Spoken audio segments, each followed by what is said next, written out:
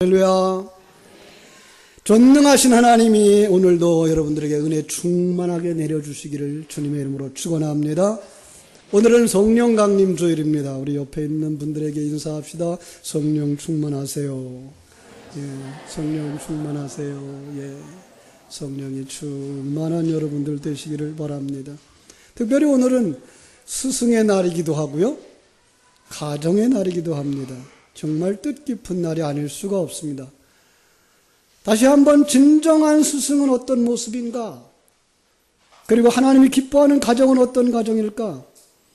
이것들을 깨닫게 하시는 이는 오직 성령이다. 그래서 성령님이 오셔야 하나님이 우리에게 주신 스승의 날을 통하여, 가정의 날을 통하여 우리에게 하나님과 우리의 관계를 설정해 주신 것을 깨달아 알게 하신다라는 아주 좋은 명제를 만들어낼 수 있도록 하나님께서 이 한날에 다 묶어 주신 줄로 믿습니다.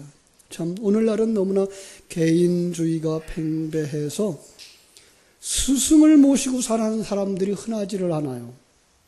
그런가 하면 내 제자라고 자랑스럽게 추천을 할 수 있는 그런 제자를 가진 스승들도 많지 않은 것 같아요. 심지어는 가정 속에서도 부모님을 존경하며 그 부모님의 지도에 순종하는 자녀들을 만나기가 쉽지 않은 시대가 되었습니다. 왜 이렇게 됐을까요? 문제는 어디 있는 것일까요? 가치관의 변질 때문에 그렇다고 생각합니다. 부모님의 자리가 흔들리고 있습니다. 참, 내가 주인이 되고 내가 왕이 되어져서 나의 이익만을 추구하고 살아가며 내게 조그마한 손해를 끼치는 사람이라면 그냥 원수처럼 대하고 사는 시대가 됐어요. 과거 농경사회 때에는 아버지는 내가 할 수 없는 것들을 척척 해내는 능력자였고, 어머니는 내가 모르는 살림의 지혜를 전해주는 좋은 멘토였어요. 그래서 부모님들을 존경할 수밖에 없었고, 그리고 그 부모님들을 통해서 삶의 지혜를 배우며 그 삶을 가르침을 받는 모범으로 존경했던 것입니다. 거기다 부모님들은 자녀들을 좀 성장시켜 주려고, 더 나은 세대를 살게 해주려고 학교를 보낼 때 부모님들에게 있어서 자녀에게 학문을 가르쳐 주시는 선생님은 존경의 대상이었어. 선망의 대상이었어요. 그래서 선생님을 아주 존경을 하게 됐어요. 그 당시 많은 학생들의 꿈은 선생님이 되는 것이었어요. 왜 그랬을까요? 내 부모님이 존경하는 분이니까. 내가 존경하는 부모님이 존경하는 그분이라면 굉장한 분이다라는 생각을 가져서 그 당시에 많은 사람들의 소망, 그것은 선생님이 되는 것이었습니다. 그런데 시대가 변했습니다. 선생님의 자리가 흔들리기 시작했습니다. 그 선생님의 자리가 흔들리게 된 아주 중요한 자리에는 부모님들의 역할입니다. 부모님들이 이제 자기도 공부했다 이거죠. 학교의 선생님들이 자기보다 좋은 학교를 나오거나 존경할 만한 선생이 아니라고 생각이 들었어요. 그래서 부모는 선생님을 우습게 여기기 시작했어요. 선생님을 존경하지 않았어요. 그것을 본 자녀들이 선생님에게 존경하는 마음이 없어졌어요. 내게 점수를 잘 나오게 가르쳐주는 그런 학원 선생님이 바로 선생님보다, 학교의 선생님보다 더 훌륭하다는 생각이 들기 시작했고, 내 친구가 나보다 공부를 더 잘하면 그 친구가 공부를 잘하게 하는 그 학원 선생님이 내 학원에 있는 선생님보다 더 존경스러워졌어요.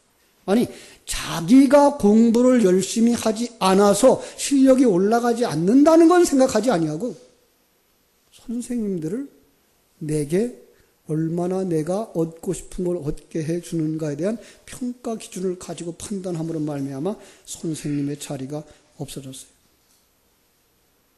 참 이것은 모두 다 자기중심적인 사고, 그리고 시대의 변화에 따른 결과라고 이렇게 이야기할 수가 있습니다. 많은 사람들이 오해했습니다. 이 세상에서 문명이 발전하고 과학이 발달하면 행복한 세계가 펼쳐질 것이라고. 그런데 과거보다 지금 문명은 발달했고 과학이 발달을 했습니다마는 우리는 과거처럼 행복하지도 아니하고 과거처럼 참으로 아름다운 관계를 유지해 가고 있지도 못합니다. 어떻게 하면 이것을 바로잡을 수 있을까? 바로 오늘 이 예배를 통해서 여러분들이 그 해답을 찾고 돌아가게 되기를 주님의 이름으로 축원합니다. 성경 속에 우리와 똑같은 관점을 가지고 살았던 사람들이 있었습니다. 유대인들 가운데에 그들은 이 땅의 다윗 왕국을 세워줄 것이라고 하는 메시아를 기다리는 사람들이었습니다. 유대인들은 메시아가 오면 이 땅에 과거 한창 영화로웠던 바로 그러한 다윗 왕국과 같은 솔로몬 왕국과 같은 나라가 되어질 거다라고 하는, 지금 비록 어렵지만 다른 나라의 핍박 공격을 받고 그들의 포로가 되어지고 그들의 식민지가 되어졌지만 메시아가 오면 이 문제를 해결해 줄 거라고 생각을 했던 그들 가운데 아주 열심히 있었던 사람들을 역사는 열심당원이라고 불렀습니다. 열심당원들, 그들은 로마에 항거하며 유대의 독립이 이루어지기를 위해서 일했던 이런 폭력 조직과도 같았습니다. 그들의 한결같은 소망, 그것은 바로 다윗 왕국의 회복, 예루살렘 성전의 회복, 그리고 제사의 회복이었습니다. 여러분, 그 가운데에 시몬과 같은 사람도 있었고 가룟 유다와 같은 사람이 있었습니다. 우리는 그래서 그들을 뭐라 그래요? 열심당원이라고 말합니다. 자, 그들의 한결같은 기대는 무엇이었을까요? 야, 예수님이 병을 고쳐준 자더라. 예수님이 죽은 자를 살린다더라. 오병이어로 5,000명, 아니 2만 명도 넘는 사람들 배불리 먹였다더라. 분명히 능력 있는 자야. 이분이 메시아가 되어지고 이 나라의 지도자가 되어진다 그러면 이 나라는 다윗 왕국보다 더 멋있는 나라가 될지도 몰라. 그래서 그를 따라다니기 시작했습니다. 그런데 3년의 세월이 지나도 예수님이 이 거사를 이룰 준비를 하지 않아요. 군사를 양육성하는 것도 아니고 방법을 가르쳐 주는 것도 아니에요. 그래서 저는 이런 추론을 해봤습니다. 가룟 유다가 작전을 세웠을 거다. 예수님이 로마의 앞잡이들 앞에 세우고 억울한 일을 당하게 하면 울분을 터뜨리고 헐크처럼 일어나서 로마를 뒤집어 엎을 거다. 헐크라는 이야기를 아시나요? 아마 한 30년 전쯤 되나요? 그렇게 될 것 같아요. 한 30년, 20년 됐을 것 같은데 그 영화 중에 그가 불의한 일, 억압을 당하는 그런 상황 속에서 그죠? 그 심령에 폭발되어지면 거인처럼 그의 힘이 강해져서 원수를 무찔렀던 사람. 분명히 그런 일이 일어날 것이라고 생각을 해서 예수님을 그냥 흥정도 하지 아니하고 가장 천한 노예의 몸값 되는 은 30에 팔았습니다. 그리고 예수님이 기도한 그 장소로 가서 이 사람이 예수입니다 하고서는 살짝 자리를 피했습니다. 로마의 군인들이 예수님을 결박합니다. 뭔가 일어나야 되는데 일어나지 않습니다. 끌려가서 법정에서 재판을 받습니다. 분명히 뭔가 일어나야 되는데 일어나지 않습니다. 그때야 깨달았습니다. 아, 예수님이 이런 방법으로 일하지 않는가 보다. 그래서 후회하기 시작했습니다. 마태복음 27장 3절로 4절에 보면 예수를 판 유다가 그의 정죄됨을 보고 스스로 뉘우쳐서 그 은 30을 대제사장들과 장로들에게 도로 갖다가 내던지며 가로되 내가 무죄한 피를 팔았고 죄를 범하였다라고 후회를 했다 그랬습니다. 그들은 이 세상의 문제를 해결하는 그러한 신을 원했던 겁니다. 오늘날 많은 사람들이 종교를 찾는 이유 중에 하나가 바로 그겁니다. 내 문제가 해결되었으면, 내가 이 종교 생활을 통해서 다른 사람들보다 더 나아졌으면. 여러분, 그런데 종교 생활을 통해서 그런 역사가 일어나지 않습니다. 특별히 예수 믿는 사람들 속에 그런 기적은 일어나지 않습니다. 실망스럽습니다. 많은 사람들이 원망을 합니다. 그런 원망하는 사람들을 위해서 목사는 아니야, 당신들이 조금만 더 열심히 내면, 조금만 더 열심히 내면, 조금만 더 헌신하면 분명히 그런 일이 일어날 거야 라고 말하지만 역사는 그렇게 흘러가지 않았습니다. 그런데 우리 주님은 이렇게 철없는, 아니 영의 눈이 열리지 않은 제자들에게 이렇게 말씀하십니다. 아버지의 약속하신 것을 기다리라. 이것이 복음서의 마지막 말씀입니다. 마태복음 28장 18절로 20절에 보면 예수께서 나와 말씀하여 이르되 하늘과 땅의 모든 권세를 내게 주셨으니 그러므로 너희는 가서 모든 족속을 제자로 삼아 아버지와 아들과 성령의 이름으로 세례를 주고 내가 너희에게 분부한 모든 것을 가르쳐 지키게 하라. 보라, 내가 세상 끝날까지 너희와 항상 함께 있으리라. 주님이 제자들과 함께 있는다고 말씀을 했습니다. 마가복음에도 그렇게 말씀하시고 요한복음에서는 베드로에게 이렇게 말씀하십니다. 네가 이 사람들보다 나를 더 사랑하느냐? 요한이 대답합니다. 주여, 그렇습니다. 내가 주를 사랑하시는 주께서 아시나이다. 그랬더니 그 베드로에게 주님이 부탁을 합니다. 내 어린 양을 먹여라. 그런데요, 이 복음서마다 그 종결이 다 다른데 누가복음은 그렇게 종결하지 아니하고 이렇게 마지막을 기록합니다. 누가복음 24장 49절에 보니까 보아라, 내가 내 아버지께서 약속하신 것을 너희에게 보내리니 너희는 위로부터 능력으로 입혀질 때까지 이 성에 머물라. 그래놓고 누가복음 후서에 가서, 여러분 누가복음 후서를 찾아보셨나요? 네. 데오빌로에게 썼던 첫 번째 전서가 누가복음이고 데오빌로에게 썼던 두 번째 편지가 사도행전입니다. 누가가 똑같은 저자에게 앞에 쓴 편지와 뒤에 쓴 편지를 나눠놓고 있으면서 그 후서를 이렇게 시작합니다. 그들에게 약속합니다. 오직 성령이 너에게 임하시면 너희가 권능을 받고 예루살렘과 온 유다와 사마리아와 땅끝까지 이르러 내 증인이 되리라. 그래놓고 오늘 우리가 읽은 본문 사도행전 2장에서 약속하신 성령이 그들 위에 임하는 장면을 그려주고 있는 것입니다. 그렇습니다. 그들은 이렇게 성령의 충만함을 사모하는 그 과정 속에서 주님이 승천하신 후에 합심하여 그들은 기도했다라고 말씀합니다. 어떤 기도를 했을까요? 다시 신앙의 기초로 돌아가서 마태복음에서 일찍이 가르쳐 주신 바대로 기도했습니다. 무엇을 먹을 것인가, 무엇을 마실 것인가, 내가 무엇을 입고 살아갈 것인가는 다 이방인들의 기도다, 불신자들의 기도다. 너희는 그거 기도하지 마라. 너희는 먼저 그의 나라와 그의 의를 구하라. 그리하면 이 모든 것을 너희에게 더하시리라. 그의 나라와 그의 의를 구하라고 말합니다. 그의 나라 천국입니다. 어떻게 천국을 위해 기도할까요?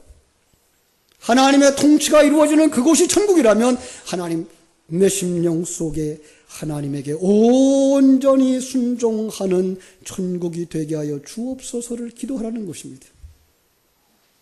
그의 의를 위하여 기도하라는 것은 예수 그리스도께서 이 땅에 오셔서 순종함으로 말미암아 하나님 앞에 온전한 피조물의 삶을 완성하심으로 말미암아 완성된 그 의를 우리에게 덮여주시고 우리로 하여금 그 속에서 이제 주님 예수 그리스도와 같은 순종의 삶을 살아가게 하여 주시옵소서라고 기도하면 이 모든 것을 너에게 더하시리라. 무슨 말씀이에요?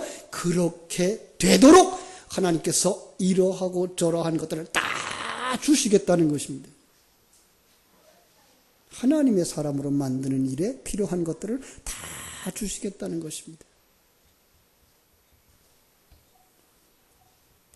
사랑하는 여러분, 그들은 이 기도가 계속되어질 때 이제까지 예수님 통해서 3년 반 동안 들었던 천국에 대한 지식이, 하나님의 존재와 하나님의 일하심에 대한 지식이, 그리고 하나님이 자기 백성들과 임마누엘로 함께하고 있다는 사실에 대한 지식이, 그리고 하나님이 자기 백성들을 만들고 있다고 하는 지식이 생명이 되어 그들을 놀랍게 변화시켜 주신 줄로 믿습니다. 이것이 성령의 강림입니다. 성령이 오시자 이제까지 들었던 그 지식들이, 알고 있었던 지식들이 정말로 내 심령 속에 쾅 하고 터지는 겁니다. 그렇구나. 하나님이 역사를 주장하시는구나. 하나님의 세계는 이 땅에 사는 100년의 세계가 아니고 이 땅에 있는 역사의 1만 년, 10만 년의 시간이 아닌 영원한 세계구나. 나의 일상이라고 하는 건 이 땅에서 100년도 못 되는 세상인데 그걸 통해서 내가 만들어져 천국에 들어가는구나. 깨달아진 것입니다. 여러분, 이 사실이 너무나도 생생하게 다가왔습니다. 여러분도 그렇습니까? 그렇다면 여러분도 성령 받으신 분인 줄로 믿습니다. 성령의 역사로 말미암아 하나님이 인격자처럼 내게 다가오신 것입니다. 지식으로 전달되었던 그 지식의 메시지가 이제는 내 속에 생명이 되어져 그것이 삶의 근원이 되어지고 그것이 삶의 원동력이 되어지고 그것이 삶을 바꿔가더라는 이야기입니다. 많은 사람들이 사도행전 2장에 나타난 성령의 역사를 역사적 대사건이라고 묘사를 합니다. 그리고 교회 탄생의 획기적인 사건이라고 말합니다. 맞습니다. 그러나 저는 거기다 한마디 더 하고 싶습니다. 단순하게 주후 33년의 오순절날에 일어난 역사적 사건으로 보지 말고 당신 속에 일어나고 있는 거듭남의 역사가 일어난 그날이 성령이 강림한 날이며 여러분을 교회의 일원으로 만드는 기적이 일어난 날이라고. 그렇습니다. 왜냐하면 성령의 역사는 오순절날 일어난 것만이 아니라 창세기부터 시작되어진 날입니다. 아브라함도 그러한 성령의 역사로 구원받은 것이고 다윗도 그러한 성령의 역사로 구원받은 것이고 예수님의 제자들도 그러한 성령의 역사로 구원받은 것이고 이 시대에 살아가는 여러분과 나도 그러한 성령의 역사로 말미암아서만 구원받게 되기 때문입니다. 그렇습니다. 사랑하는 여러분, 그러므로 성령의 강림하심을 맛보고 성령의 충만함을 받은 사람들에게 이런 주제로 몇 가지 정리할 수가 있습니다. 첫째로, 오순절 성령의 역사는 나를 고쳐놓은 역사적 사건이다. 우리 한번 따라합시다. 성령의 역사는 나를 고쳐놓는 놀라운 사건이다. 그렇습니다. 오순절날 2000년 전 주후 33년에 일어난 그 단순한 하루의 사건이 아니라 나의 일생의 어느 날 죽었던 내가 살아나는 기적이 내게서 일어나는 날, 하나님의 나라에 대해 전혀 보이지 않던 그 세계가 보이기 시작한 날, 하나님이 나의 손을 잡고 인도하고 계시며 하나님이 나를 천국으로 데려가시기 위해서 이런 일과 저런 일과 이 사건과 저 사건을 통하여서 나를 하나님의 사람으로 만들고 하나님의 생명을 심어주시는 이날, 바로 성령의 역사가 일어난 줄로 믿습니다. 이 사람의 삶은 그날부터 세상의 어떤 일 때문에 흔들리지 않습니다. 모든 것을 합력하여 선을 이루시는 하나님의 일하심 가운데 있는 자기를 발견하기 때문에 이 모든 일이 환경이 나를 만드는 하나님의 손길이구나. 그래서 찬송하게 됩니다. 이 풍랑 인연 하여서 더 빨리 갑니다. 풍랑이 일어날 때에 그 풍랑 때문에 내가 만들어진다는 사실. 어려움이 있을 때 그 어려움을 통해서 내가 천국 백성 되게 하시는 하나님의 손길을 맛보게 된다는 사실. 이런 사람들이 두 번째 주제로 영적 세계를 보고 영적 세계를 느끼고 영적 세계를 말하게 되더라는 것입니다. 그래서 2장 오늘 2절로 4절은 이렇게 말합니다. 호련히 하늘로부터 급하고 강한 바람 같은 소리가 있어 저희 앉은 온 집에 가득하여 불의 혀같이 갈라지는 것이 저희에게 보여 각 사람 위에 임하여 있더라. 니고데모를 거듭나게 했던 그 바람의 역사, 성령의 역사, 바람이 힘으로 어디서 와서 어디로 가는지 알지 못하듯이 성령으로 거듭나는 사람은 언제 내가 거듭났는지 어느 순간에 거듭났는지 알지 못하는데 느껴지는 거예요. 우리의 일생이란 100년도 안 되는 이 지상의 삶이 아니라 영원한 하나님의 나라를 예비하신 그 하나님과 함께 내 일생 동안에 만들어져 천국을 유업으로 받는 자가 되는 거구나.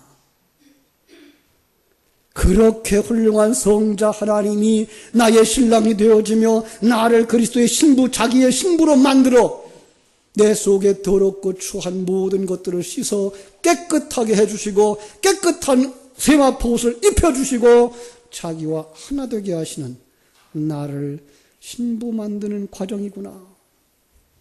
그분이 지금 나와 함께하고 계시는구나.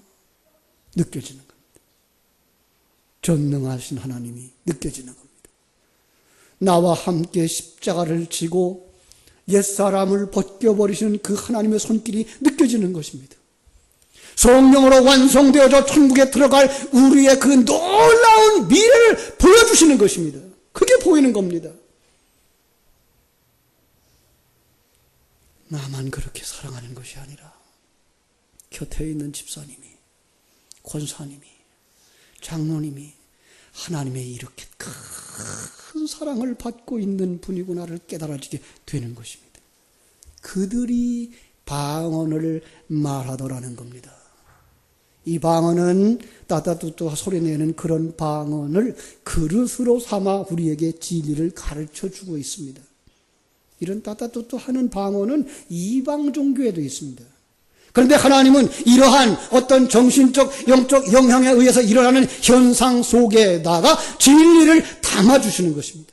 그러므로 성경 속에 있는 방언은 당시 그들 사회에 있었던 방언 속에다가 어떤 것을 담아주셨는가 하면은 여러분 그 방언은 알아듣는다, 못 알아듣는다? 못 알아듣습니다. 이겁니다. 그가 말하는데 못 알아듣더라. 이게 방언입니다. 예수님과 함께 십자가를 지고 죽는 것이 이 세상의 삶이 전부가 아닌 영원한 나라가 있다고 하는 것이 전달되어질 때 세상 사람들은 안 들리는 겁니다. 뭐 그런 게 다 있어. 오늘이 중요하고 내 이 문제가 해결되어지는 게 중요하고 내 부모가 중요하고 내 자식이 중요하지. 그 사람들은 듣지 못하는 겁니다. 그들은 설교를 들을 때에 들리지 않는 겁니다. 방언입니다.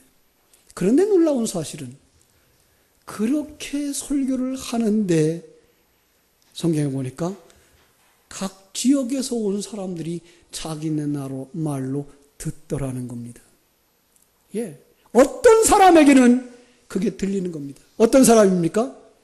귀가 열린 사람입니다. 눈이 열린 사람입니다. 하나님의 생명을 가진 자입니다. 그들에게는 방언이 예언으로 바뀌어지는 것입니다.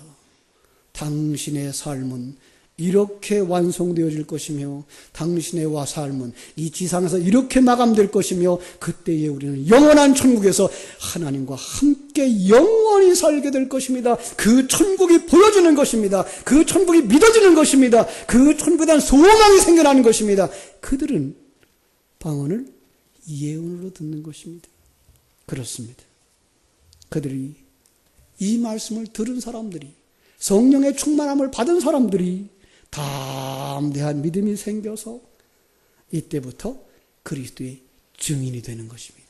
그래서 사도행전 2장 이후에 일어난 사건이 무엇입니까? 그들이 나아가서 증인이 되는 것입니다. 베드로가 일어나서 설교하는 것입니다. 그 베드로가 나가서 설교했더니 안전뱅이가 일어납니다. 죽었던 자가 살아납니다. 여러분, 이것은 당시의 역사에는 안전뱅이가 실제로 일어났고 죽은 자가 실제로 일어났고 병든 자가 실제로 일어났습니다. 그러나 이것을 성경에 기록하여 우리에게 줄 때에는 우리도 죽은 자를 살리고 병든 자를 치료하는 것을 넘어서서 영적으로 죽어 있는 자들, 영적으로 안전뱅이가 되어지는 자들, 영적으로 소경이 되어진 자들, 그들 속에 예수 그리스도의 생명의 복음을 전할 때에 그들이 깨달아지고 믿어지고 주님을 따라갈 때 그걸 갖다 뭐라 그래요? 안전뱅이를 일으켰다고 말하는 것입니다. 죽은 자를 살렸다고 말하는 것입니다. 그것이 바로 증인의 역사입니다. 누구만 병든 자를 일으키는 것이 아니라 누구만 죽은 자를 일으키는 것이 아니라 예수 생명으로 충만한 여러분 모두가 우리 곁에 있는 아직도 이 하늘 세계를 보지 못하는 소경들, 아직도 하나님과 함께 동행하고 있는 것을 깨달아 알지 못하는 무감각한 문둥병자들, 아직도 세상이 전부인 줄 알고 땅바닥에 주저앉아 살고 있는 안전뱅이를 일으키게 되는 줄로 믿습니다. 여러분 모두가 이 성령의 충만함을 받아 우리 곁에 주신 하나님의 백성들을 살려낼 수 있기를 주님의 이름으로 축원합니다. 이를 위해서 우리가 뭐가 필요하다고요? 성령의 충만함이 필요합니다. 성령의 충만함이란 이제 주신 그 생명의 말씀, 지식의 말씀이 여러분의 심령 속에 생명이 되어주는 것입니다. 여러분을 삶의 근원으로 만들어주시는 것입니다. 그래서 우리는 이 말씀을 되새김질할 수 있어야 됩니다. 믿음은 들음에서 납니다.